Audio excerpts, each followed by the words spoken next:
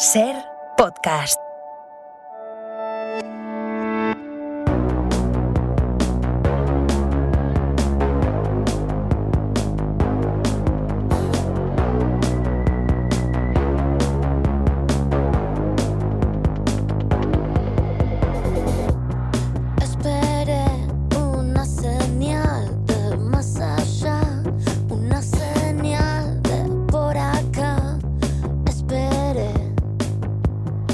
Andrés Barba, ¿qué tal? ¿Cómo estás? Hola, ¿qué tal? Es un placer tenerte por Madrid y tenerte en la hora extra.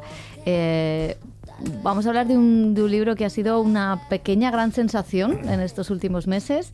Me gustaría preguntarte, bueno, ¿cómo llegas a plasmarlo? Porque creo que la idea es desde hace 10 años. Sí, yo creo que hay algunos libros que son así, ¿no? Nacen como una especie de idea germinal que se te queda metida dentro y por algún motivo queda confirmada con algo de la propia experiencia y va buscando como una conexión con tu vida real y cuando la encuentras ya lo puedes hacer, ¿no? En este caso era una imagen que no sabía muy bien qué significaba, pero que tenía como toda la densidad de una metáfora, y era la de una chica que entraba en una casa y se veía a sí misma repitiendo el mismo gesto una y otra vez. Entonces, bueno, se quedó realmente como encapsulada esa imagen, como si se hubiera apoderado de mí y bueno, ahí se fue un poco la semilla de la historia, ¿no? Es curioso porque el libro habla, bueno, la protagonista enseña casas, es una agente inmobiliaria y no sé en Argentina, pero aquí la mayor pesadilla y el mayor momento de terror es buscar una casa ahora mismo. Sí, o sea, todos esos momentos de la vida son momentos un poco espectrales, si lo piensas, ¿no? Trasladarse.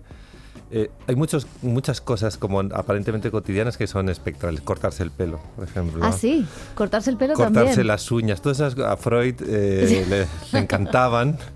Y también a todas las personas como que se han relacionado con lo inquietante en algún punto. Todo lo que nace en nuestro cuerpo tiene que ser cortado, cercenado. Trasladarse de un lugar a otro es vivir con la presencia fantasmática de tu vida en esa casa, ¿no? O con la proyección de tu vida en otro lugar al que no has llegado todavía, ¿no? Todos esos momentos de transición son momentos espectrales, de manera natural. Hay una cosa, a mí me gustan mucho las películas y los libros que hablan de fantasmas, pero donde no hay fantasmas, y este es uno de ellos. No sé, ¿por qué tiene eso tanto intríngulis? A ver, yo creo los grandes escritores de fantasmas, vamos a empezar. Voy a responder a tu pregunta, parece que nada. No creían en los fantasmas, ¿no? Por ejemplo, Dickens no creía en los fantasmas, Henry James no creía en los fantasmas. Utilizaban las novelas de fantasmas como relatos metafóricos, ¿no? Donde el fantasma era la condensación de algo que estaba en nuestra vida de manera ausente y presente a la vez, ¿no? Como un remordimiento, como un miedo, ¿no? Un miedo es una proyección de algo que no está todavía, pero sí está, porque estás dialogando con él, ¿no?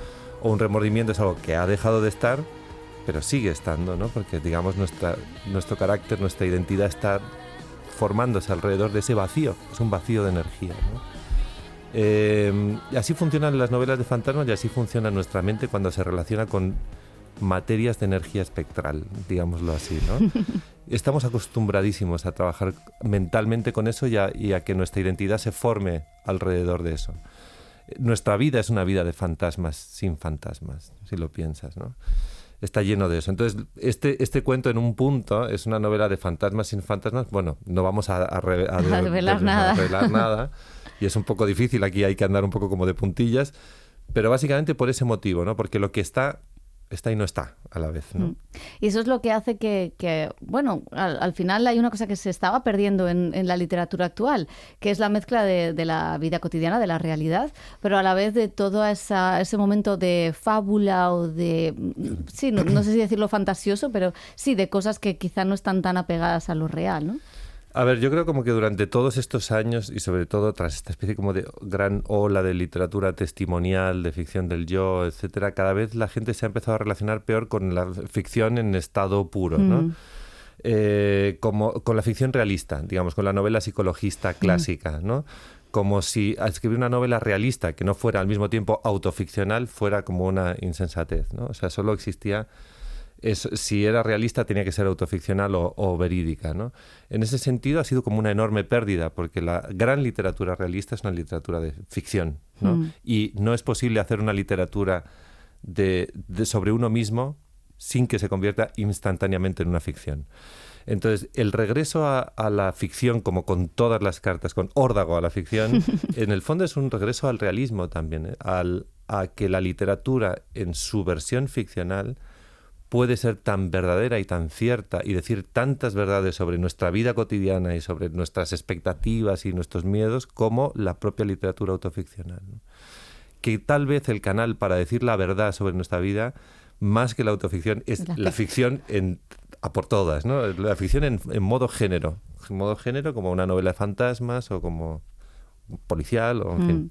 Y en el fondo hay mucho de ti en esta novela, porque al menos reconoces, ¿no? Creo en el epílogo, si no me equivoco, que está hecha en un periodo de crisis. Sí, bueno, yo creo que todos hemos tenido un periodo de crisis más o menos reciente, ¿no? Como ha sido tan colectiva, ha quedado diluida, pero todos hemos tenido una enorme crisis privada y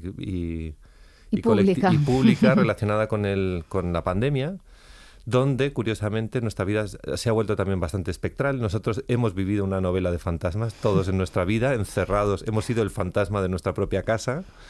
Nuestra propia vida real parecía una vida espectral y menos creíble que nuestra vida espectral del COVID. Ocurrían muchas cosas de novela de fantasmas, de verdad. El tiempo quedó trastornado de repente. No sabíamos si había ocurrido mucho, transcurrido mucho o poco tiempo. Mirábamos nuestra cara alucinados, como si fuera la cara de otro de repente, ¿no? Ocurrían cosas como realmente de novela de fantasmas, ¿no?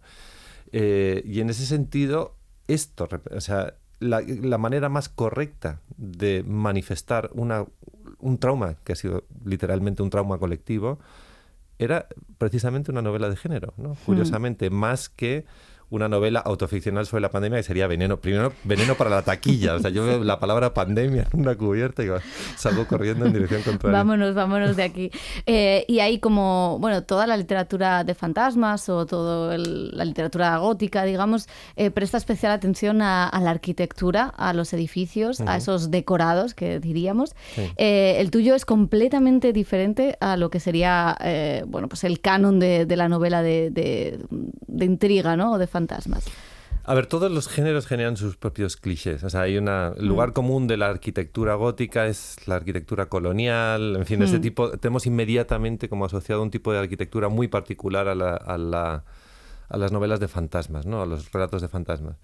Pero pensando eso y cómo darle una vuelta de tuerca, leí una entrevista a una tal Marguerite Joul, que era una chica que había vivido en una casa de Le Corbusier cuando ella era niña, que sus padres eran unos pijos franceses y tal, tenía una casa de Le Corbusier y comentaba en esa entrevista una cosa que me pareció fascinante. Dice, en esa casa todos éramos esculturas y me pareció buenísimo. Digo, claro, la arquitectura racionalista es perfecta para los fantasmas también. Es como, si lo piensas bien, son espacios amplios, semiluminosos, donde realmente todo el mundo se convierte en escultura, todo el mundo se deshumaniza, ¿no?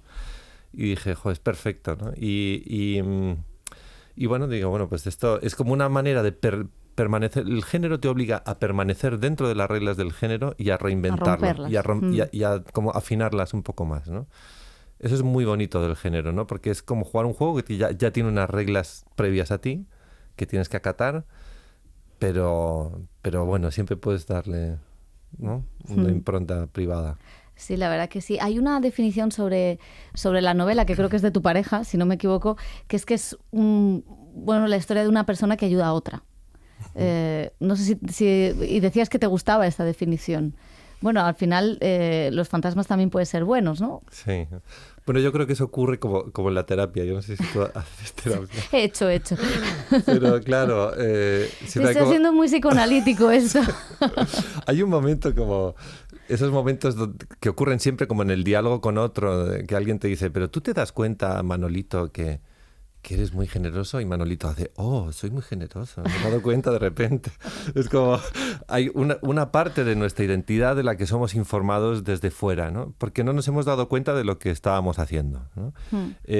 Ocurre mucho con las historias. Uno piensa que está escribiendo, por ejemplo, una historia sobre una historia de fantasmas y en realidad está escribiendo una historia sobre la paternidad o sobre la filiación o sobre la reconciliación. O sea, como que el tema está siempre un poco corrido del lugar. Y uno tarda en descubrir lo que ha hecho cuando ya lo ha terminado. Primero tiene que haber terminado algo, ¿no? Es que uno puede describir la naturaleza de una relación que está teniendo en este momento.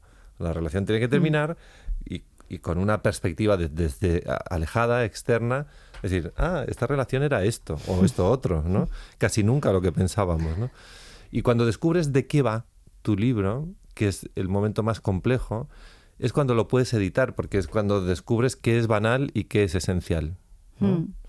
Y es un momento bastante mágico, ¿no? de la escritura, porque es como revisitas todo lo que has escrito, diciendo, esto sí, esto no, esto tal, esto sí tiene que estar. Esto yo pensaba que era una tontería, pero no, es muy importante, ¿no? Y oye, hay algo, porque casi todos tus libros son breves. Ahora que todo el mundo hace películas de 3 horas, acabo de leerme la biografía de Oppenheimer, que es enorme. ¿Qué dice no sé, esta creencia por la brevedad o por contarlo con lo justo? Sí, a ver, yo creo como que vivimos un tiempo que es un poco complejo en el sentido de narraciones hinchadas, ¿no? O sea, es decir, que casi todas las series que vemos se podrían resolver en 2 horas de película.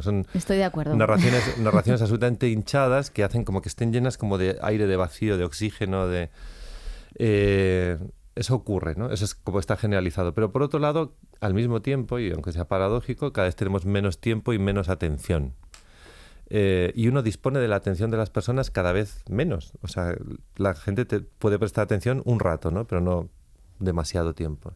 Entonces yo creo que hay una parte, o al menos yo lo siento así privadamente, que los escritores tenemos que hacer como el esfuerzo de concentrar al máximo posible lo que queremos decir. Eso te obliga... es un ejercicio doble porque no solo es un ejercicio de condensación, es un ejercicio de pensamiento, ¿no? ¿Mi libro de qué va? Muchas veces los escritores yo he terminado libros que no sabía de qué iban y que me he ido dando cuenta después cuando la gente lo ha leído. En el psicoanálisis. Cuando la gente lo ha leído, me he dicho, Manolito, eres muy generoso. No, o sea, cuando alguien me lo ha leído, no, tu libro va sobre esto. Pues mira, sí, la verdad, no me había dado cuenta. Y tu libro puede ir sobre, también las relaciones de pareja, a través de esta relación que está la paternidad, está la maternidad, está también el verse a uno mismo en esa nueva casa que visitas, en ese nuevo espacio. También hay una crisis que hablabas de la pandemia y sí tiene relación, ¿no? Porque yo creo que también durante la pandemia todos hemos repensado en qué somos, en cómo iba nuestra vida o en cómo queríamos que fuera para adelante. No sé si hay algo de eso también, o me estoy viniendo muy arriba. No, estás muy arriba, pero estás muy bien. Estás ahí surfeando muy bien la ola. En realidad, si te fijas, las novelas de género espectral hay como un motivo siempre básico, ¿no? 2 personas, 2 criaturas, pueden ser humanas o no humanas, que pertenecen a ámbitos diferentes, que viven en mundos paralelos, o no reconciliables en un punto, se encuentran en un lugar mágico, que es un portal, casi siempre una casa. O sea, es un lugar que el propio espacio es un personaje más, siempre en las novelas de fantasmas, la casa es siempre un personaje más. Y esas 2 personas se juntan en ese encrucijada de caminos para hacerse un favor. Tiene algo compartido con la novela romántica, con la novela bizantina, en el sentido de que esas 2 individuos parecen haber sido elegidos desde hace mucho tiempo antes, predestinados a encontrarse para ayudarse o para destruirse, ¿no? Esa es la clave de la novela de fantasmas, ¿no? Y en ese encuentro se produce un conflicto que resuelve un trauma, ¿no? Casi siempre un trauma de uno de los 2. Ese es el corazón de la novela de fantasmas, ¿no? Entonces, comparte muchas cosas con otros géneros y uno siempre tiene como en todas las cuestiones de género, uno necesita ver lo que sabe que va a ver. Eso ocurre también en las películas de miedo. Uno sabe que va a haber algo y necesita verlo. Y toda la construcción de la trama y de la intensidad de la narración proviene de que uno sabe que va a ver lo que necesita ver y está a punto de ver. Pues esa tensión se alarga mucho. Ese momento como de expectativa no resuelta es tan importante en las novelas de género. Y aparece la figura de ese niño que ya ha aparecido en varias de tus novelas, la infancia, la adolescencia. Volvemos al psicoanálisis. ¿Por qué? A mí me interesa mucho, este niño es un niño un poco raro, a mí más que los niños me interesan las criaturas en tránsito, entre dos edades, o entre dos situaciones, o entre dos conflictos, ¿no? O sea, una persona que ha dejado de querer a alguien, pero no ha empezado a querer a otra. ¿Qué pasa ahí, no? Una persona que ya no es un niño, pero no es un adulto. ¿Qué pasa ahí?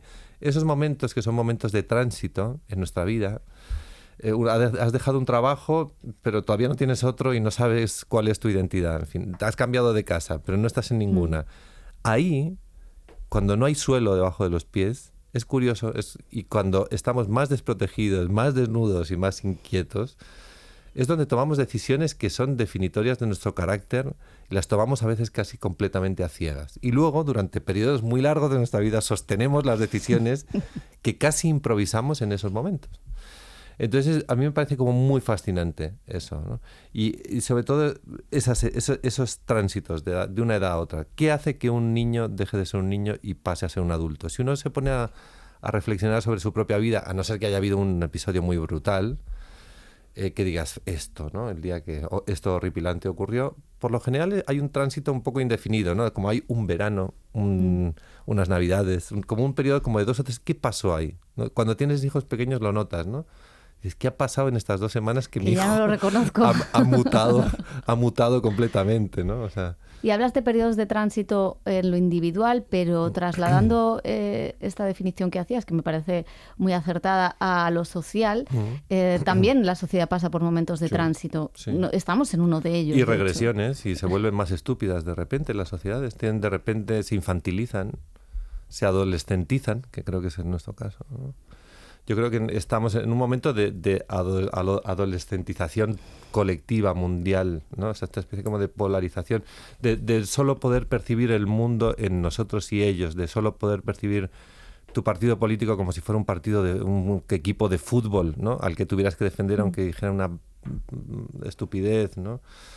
Eso es volver a un estado de infantilismo colectivo total. Estamos en un estado de infantilismo colectivo total. Sí. ¿Cómo se supera eso? ¿La literatura puede ayudar? O sea, yo creo que la única forma de superar eso es como establecer un rango donde la verdad está, digamos, en lo intermedio, ¿no? No se trata como de equidistancia, sino de no demonización del otro. O sea, vivimos una especie de demonización del otro permanente, que nos estupidiza. Y te voy a preguntar una cosa de perogrullo, pero sí. ¿Ha influido Argentina en tu escritura? Sí, claro, sí. Yo ya estoy, digamos, o sea, lo que... A veces te sale un acento. Sí, me sale, claro, ya llevo muchos años. Vengo aquí y se me quita, ¿eh? O sea, intento como bajarlo porque me dicen, ¿qué te pasa? ¿Qué te pasa, no? Pero sí, ya no estoy totalmente intoxicado. Bueno, tengo la ciudadanía argentina, ya soy oficialmente argentino también. Estoy benditamente intoxicado de Latinoamérica, que ha sido como una especie de bautismo de realidad. Yo creo como que en Europa y en Estados Unidos, que es el otro país donde hemos vivido bastante, digamos, uno enferma de primermundismo, ¿no? O sea, como que hay una especie como de pérdida del norte, del cual es el destino global de este planeta, ¿no? Uh-huh. Y de cómo es la vida normal de la gente en casi todo el mundo, fuera del primero. Y bueno, y es como realmente, no sé, ha sido como no solo una identidad nueva, sino una... Argentina siempre estuvo en el corazón y siempre estuvo, digamos, ahí, pero ahora es como si todos esos elementos que eran afectivos se hubiesen vuelto familiares. Y es muy bonito eso porque es como ampliar tu identidad, ampliar tu corazón. Mis hijos son argentinos, mi pareja es argentina, o sea, hay una cosa que está como completamente normalizada ya. Y que hay diferencias entre el panorama literario porque, bueno, en los últimos años estamos muy contentos, muy contentas por la cantidad de autoras que estamos descubriendo, sobre todo autoras. No sé si cambia mucho un panorama literario u otro. A ver, yo creo que es un momento muy dulce, yo creo, en general, ¿no? En España es muy... Realmente ha habido como un tránsito, unas generaciones nuevas de autores que dan bastante esperanza. Y luego en Argentina pues son la bomba. Realmente eso es un país donde la literatura es religión, donde se vive, los debates literarios se viven realmente como algo muy intenso, donde la literatura está instalada en el debate, donde la dialéctica es notoria, digamos, ¿no? Y en un contexto latinoamericano donde la literatura está como en efervescencia total, ¿no? Claro, si comparas la literatura peninsular con la literatura en Latinoamérica, obviamente España pierde por goleada porque no puedes comparar un subcontinente con un país, ¿no? Pero bueno, no sé, es fascinante.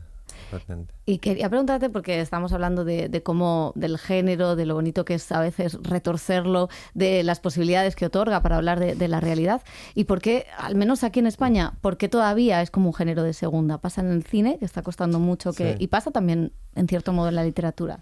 Yo creo que eso depende de los países, ¿no? O sea, en España la literatura de fantasmas es una literatura de segunda. Solo hubo un pequeño despertar por-romántico, digamos así, un poco... que decir, algunas cositas pequeñas, ¿no? Como, bueno, Becker, en fin, cosas como muy remotas, pero sí ha sido como una literatura de segunda, no práctica, pero por ejemplo en la tradición rioplatense todos los grandes escritores han escrito novelas fantásticas o de espectros, o todos los grandes además, ¿no? O sea, Borges y Bioy hacen esta antología del relato fantástico.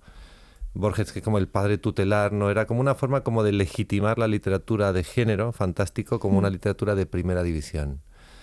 Y eso es una legitimación del gran Papa Borges que digamos que estaba instalada. O sea, tú miras como muchos de los grandes clásicos de la literatura latinoamericana son Juan Rulfo, por ejemplo, ¿no? O sea, es literatura de espectros, ¿no? La invención de Morel... el propio Borges tiene como muchos relatos al borde del género, en fin, Felisberto Hernández, no sé, muchísimos, ¿no? Andrés Barba, ha sido un placer, que disfrutes de España y de Madrid. Gracias. Y hasta la próxima. Cadena SER, la radio.